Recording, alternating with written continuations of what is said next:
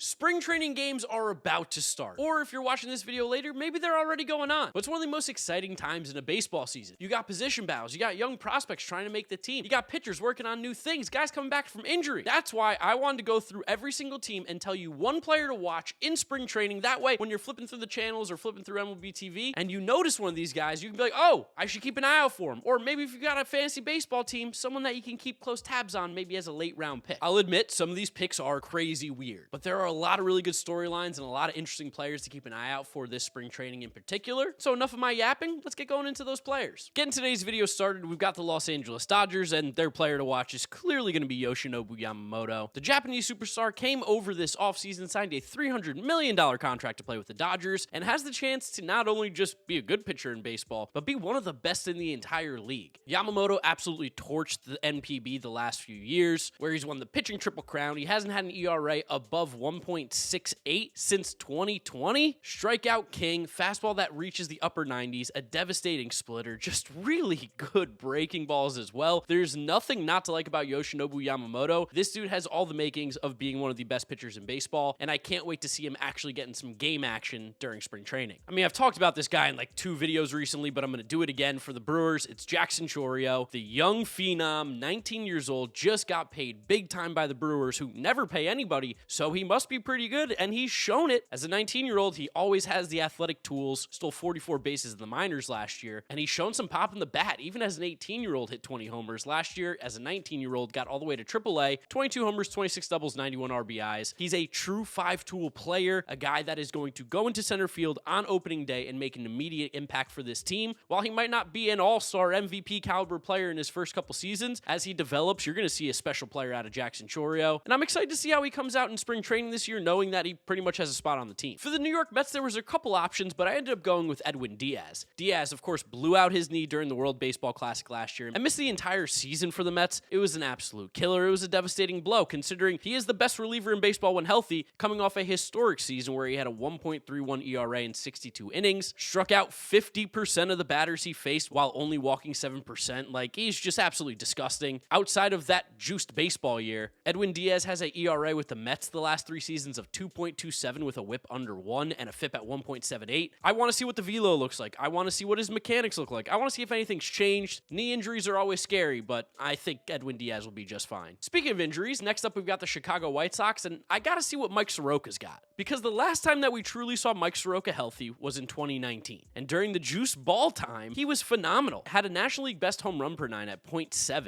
In 174 innings as a rookie, had a 2.68 ERA and a whip at 1.111. Finished 6th in the Cy Young voting, was an all-star, but literally since then we haven't seen him be healthy. And he's only thrown about 46 innings since the 2019 season ended. He's in a new home out in Chicago on a horrible baseball team where as long as he's healthy, he should get a lot of play. He doesn't have the crazy strikeout stuff, but he was able to induce soft contact, something that can be very successful in the majors, especially now. Again, it's been almost 4 full seasons since we've seen Mike Soroka pitch. What's he got left? He's only 26. Keeping it in the AL Central, I've got Davison De Los Santos of the Cleveland Guardians. De Los Santos, one of the rare offensive picks in the Rule 5 draft at the major league level. They sniped him from the Arizona Diamondbacks, and he was a prospect that had a little bit of helium going into last season, but he did disappoint a little bit, still has crazy power potential. Debatable whether or not he's going to be a third baseman or first baseman, but he will stick to the corners. And he's only 20 years old. He turns 21 in June. So because he was taken in the Rule 5 draft in the major league phase, he has to stay on the major league roster for the entire season. Otherwise, they have to send him back to Arizona. So the Guardians are going to give this guy a shot, maybe at DH, maybe at first base, maybe in the corner outfield, who knows? But I kind of like when these guys get thrown to the fire, get to see what they're really made of. Not a lot of players that were particularly interesting for the Mariners right now, so I ended up going with Jonathan Clase, a prospect that got to Double-A last year as a 21-year-old, played in 129 games, 20 homers, 28 doubles, 8 triples, and 69 RBIs. This is what's shocking. Stole 79 bases, so he's pretty fast, a good base runner. 242 average, 353 on base, 449 slugging, and 802 OPS. What's a little concerning is the swing and miss. He struck out 165 times in 600 plate appearances. The reason I bring him up is that the Mariners still kind of have like one little hole in that outfield. Maybe Jonathan Clase, if he has a great spring and starts the year strong in the minors, could be a guy that gets a shot at some point in Seattle. For the Baltimore Orioles, no, it's not going to be John Means. It's going to be Ronald Guzman. Remember Ronald Guzman, that extremely gangly, tall first baseman from the Rangers a few years ago? Well, he's back and he's pitching.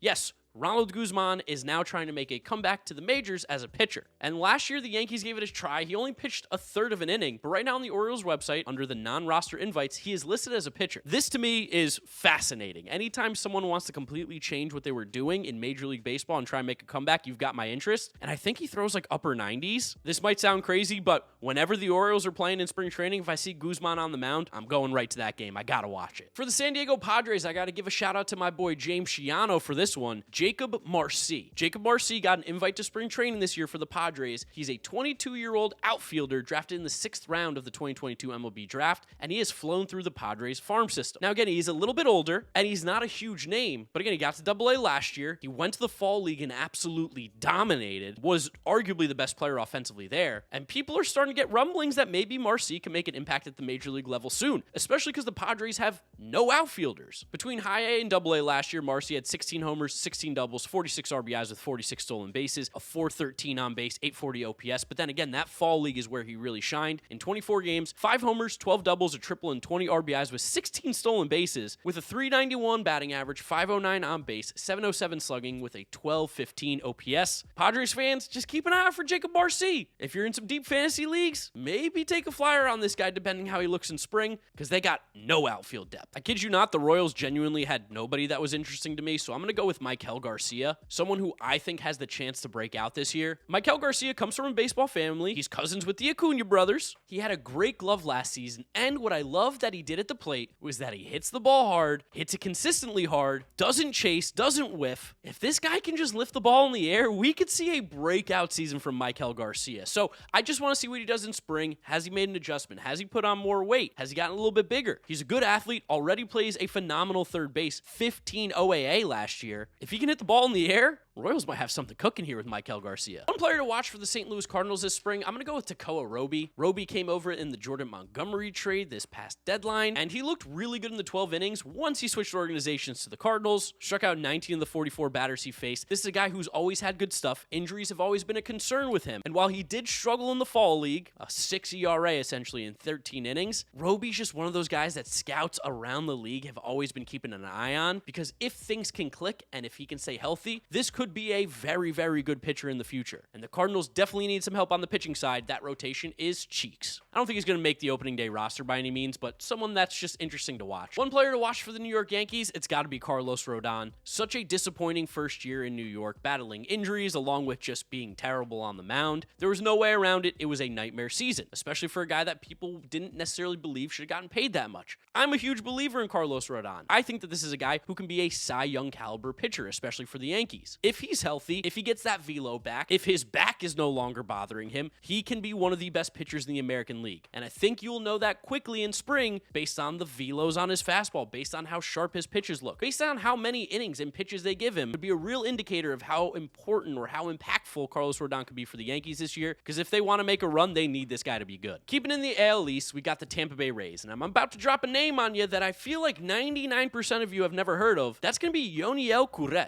Cruz is just fascinating. He is a 21-year-old who is already on the active roster listed on the Rays site. He's on their 40-man, which is kind of bizarre, and he looks disgusting. Last year, as a 20-year-old, got all the way up to high A, 104 innings pitched, a 2.94 ERA, a whip at 1.92. He struck out 33% of the batters he faced. He has a fastball that touches the upper 90s with a wipeout slider and a changeup that honestly looks kind of good at times. Doesn't really have great command, but that thing can move for sure. And when you throw 98 and have a wipeout slider that looks like it's coming out of a video game, this is someone I want to see more of. Is this the next random Rays player you never heard of that just comes up and is dominant? I'm all in on ONeal Cruz, and I can't wait to see him actually go up against some major league hitters, hopefully in spring training. As for this next team, we've got the San Francisco Giants, and there's one clear and obvious choice. That's Jung-Woo Lee. Jung-Woo Lee, coming over from Korea, one of the best players in the KBO the last few seasons. There's a lot of hype around him right now. He's going to be hitting leadoff. He's going to be playing center field for the Giants. I think there's a lot of expectations that he's going to be able to set the table for this lineup, as well as bring some great defense to center. 2022, we saw the best season he ever had in the KBO. 23 homers, 36 doubles, 113 RBIs with a 996 OPS. He's a hit for contact guy, though, mostly. Hit 340 in the KBO for his career. Has good plate discipline. The pop is the one question mark, so I want to see what that looks like during spring training. Does he have the pop to be a 10 to 15 home run guy at the major league level? But anytime you come over with this hype, he's someone you got to take a look at for sure.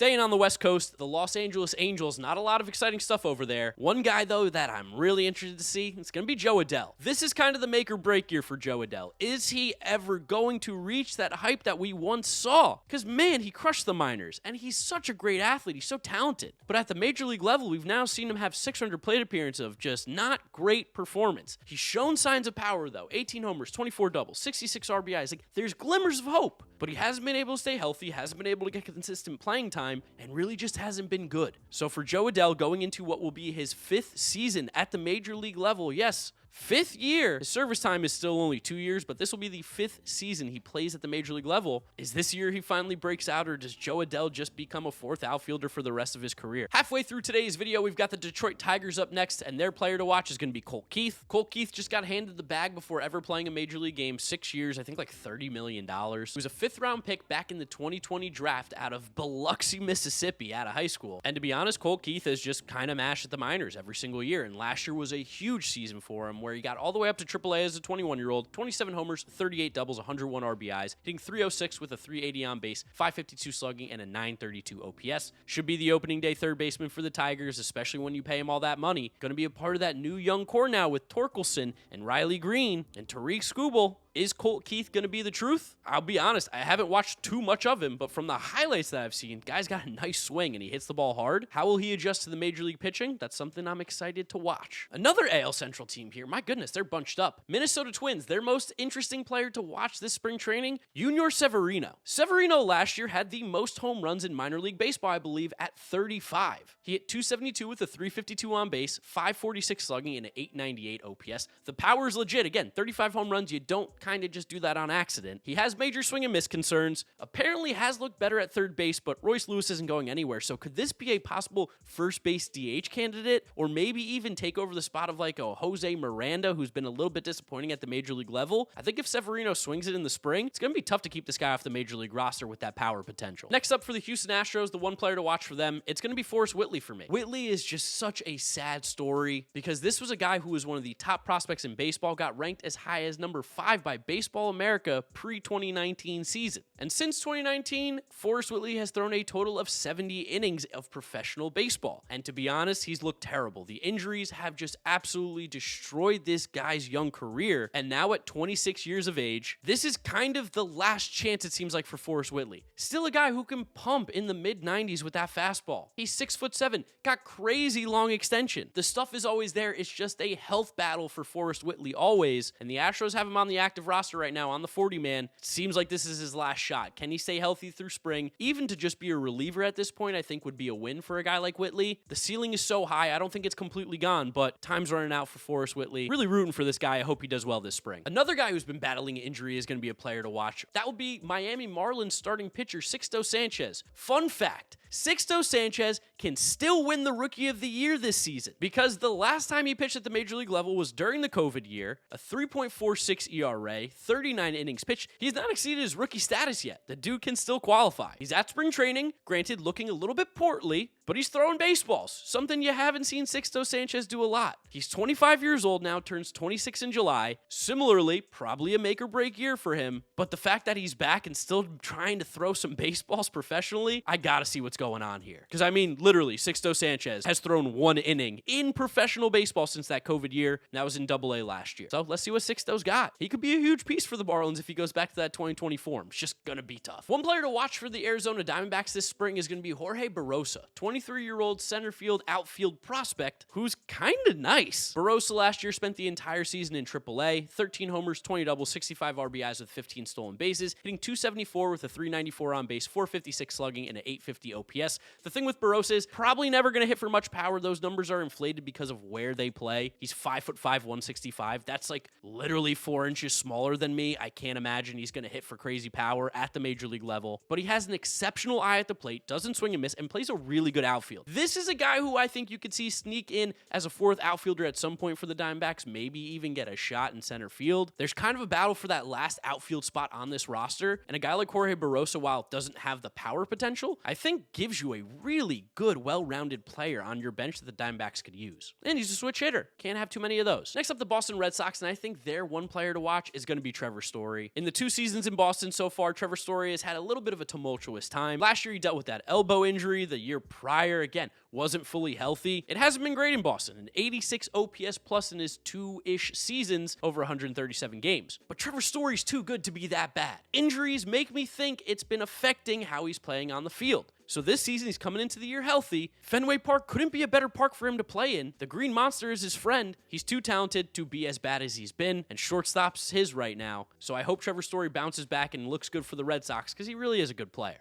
And you hate to see injuries bother guys like that. For the Chicago Cubs, there's one obvious choice. It's the Japanese pitcher they signed, Shota Imaga. Imaga didn't get as much hype as Yoshinobu Yamamoto, but this guy has also been really good in the MPB. Pitched about 160 innings the past 2 seasons in the MPB, an ERA hovering around 2.3, a whip right around 1. Strikes out just below 30% of the batters that he faced. He doesn't have the crazy stuff that Yamamoto has. Like, he doesn't throw as hard, but he has great IVB on his fastball, so he gets a lot of swings and misses on it, shockingly, even though it's not 98 miles an hour. He throws a sweeper from the left-hand side, which is something we really don't have in terms of starting pitching at the major league level right now, and the Cubs signed him to a great contract, similar to that of Kodai Senga, even cheaper, honestly. We saw Imaga during the World Baseball Classic, gave the USA fits. Want to see what he can do this year in spring training before we get to the majors, though. Next up, I've got Mick Abel of the Philadelphia Phillies as the one player to watch. They don't really have a lot of options. And McLean Stein Abel, or McLean, I don't know. That's a crazy first name. Yeah, Mick is definitely a better choice. He's going to be the one that I choose. Abel last year did get to AAA as a 21-year-old, and I think they're trying to be aggressive with him, especially because Andrew Painter, getting that Tommy John surgery, is this a guy that has a chance to make the roster out of opening day if he has a strong spring? Unlikely, but could he get the call-up soon after? For sure, especially if he pitches well in AAA. Abel's always had great stuff. He does have command issues, walks a ton of batters, but the stuff is legit. Again, fastball in the mid to upper 90s, good breaking balls, 3 solid pitches for sure. Definitely needs a few more innings underneath his belt. Got to 113 last season, 108 the year before. I was a big fan of Mick Abel's coming out of the 2020 MLB draft. I thought that was a great pick by the Phillies. I low-key have been loving what they are doing in the draft the last few years, so it'll be interesting to see what Mick Abel looks like in spring this year. So this one's going to be weird. Hear me out, but for the Washington Nationals, the one player to watch is Stephen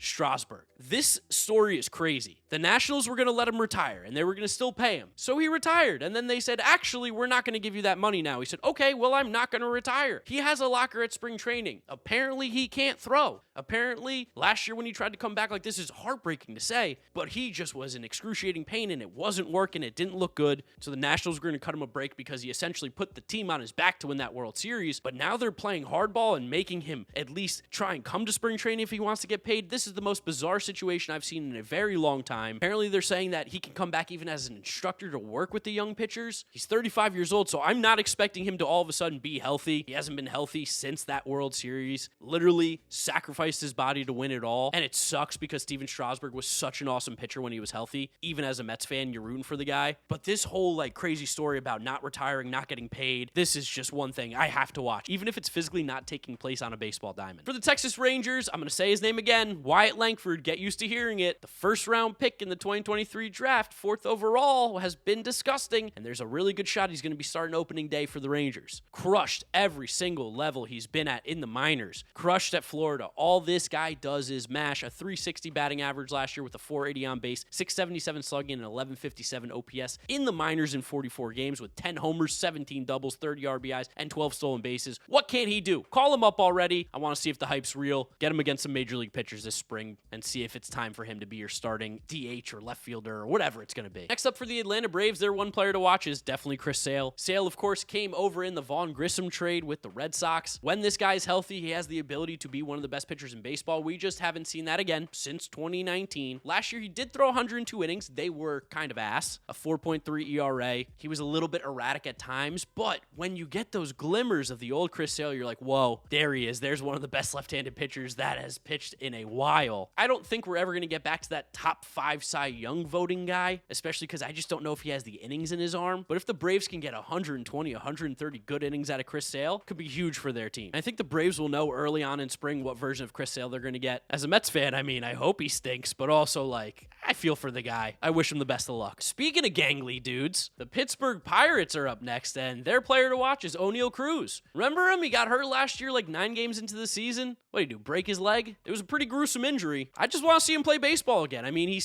6'7", throws 175 miles per hour from shortstop, and hits 600-foot tanks. Why would you not want to watch this guy? The Pirates don't have that many particularly exciting players right now, but this dude ONeal Cruz has the chance to not only just be the most exciting player on the Pirates, but one of the most exciting players in baseball. It's like you went on to MLB The Show and created a player that has never existed before, because it hasn't. So I hope he's healthy, I hope he's well, and I can't wait to see him hit some tanks. Keeping it in the NL Central, we've got the Cincinnati Reds up next, and their player I want to watch, Frankie Montas. Montas last year pitched in 1 1/3 inning with the Yankees. Obviously the injury, bit of an issue for him. He had the shoulder injury that basically kept him out the entire season last year, and the Reds took a flyer on him, and it's a flyer I personally like. I wanted the Mets to be all over this guy. When he was in Oakland, he had shown signs of being a really, really good pitcher. Now, of course, he also had that steroid suspension, so maybe we don't know what the true Frankie Montas looks like. Usually it's the battle injuries, but I'm excited. I'm excited to see what the Reds do as a team in general this year. They have a lot of exciting players in what is a weak division that is ripe for the taking. If Frankie Montas can return to that old Oakland A's self, wow, he could do wonders for this Reds team. For the Colorado Rockies, I've got Sterling Thompson as the player to watch. Another Florida Gator taken in the 2022 MLB draft in the first round. Sterling Thompson looked great last year in the minors, and they're playing him at third base. Wasn't his position in college. He could play the infield a little bit, but the Rockies are rocking him at third base, and he's doing pretty good over there. Now, I do think there are some power concerns with Sterling Thompson. I don't know what it's going to look like, but then again, he's also playing in Colorado, so he'll probably still hit 15, 20 home runs a season. Last year, between high A and double A as a 22-year-old, 14 homers, 25 doubles, 56 RBIs with 17 stolen bases. He hit 293 with a 376 on base, 487 slugging, and an 863 OPS. He also went to the Fall League, hit really well there, a 460 on base, 935 OPS. The Rockies are so bad, maybe they move him back to the outfield like Brenton Doyle. I know you play great center field defensively, but that's not really winning the Rockies ball games right now. And maybe they try and move Ryan McMahon at some point, and you could put Sterling Thompson at third base. I don't know. He's been pretty good. He's a Colorado kid as well. Was born in the state of Colorado. I think it'd be a cool story to watch as someone who's got an invite to spring training this year. Okay, this next one is a chaos pick, and it's the Oakland A's. It should be a chaos one. I'm going with Lazaro Armenteros. So Armenteros had some hype coming out of Cuba. The A's signed him as an 18-year-old in 2017, and he got on my radar in 2019 because he struck out 227 times in 538 plate appearances, but still had a 740 OPS. So I'm like,